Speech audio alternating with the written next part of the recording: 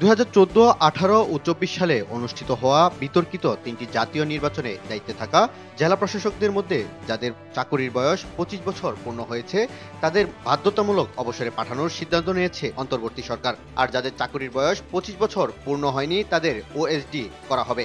এর মধ্যে চাকুরির বয়স 25 বছর পূর্ণ হওয়া 22 জন সাবেক ডিসিকে আজ বৃহস্পতিবার বাধ্যতামূলক অবসরে পাঠানো হয়েছে। সচিবালয়ে সাংবাদিকদের এই সিদ্ধান্তের কথা জানান জনপ্রশাসন মন্ত্রণালয়ের জ্যেষ্ঠ সচিব ডক্টর মোহাম্মদ মুখলেসুর রহমান।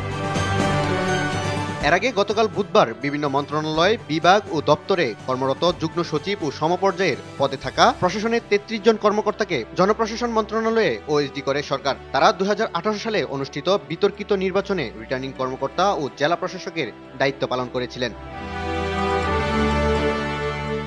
মাই বাংলা টিভি নিউজ ডেস্ক।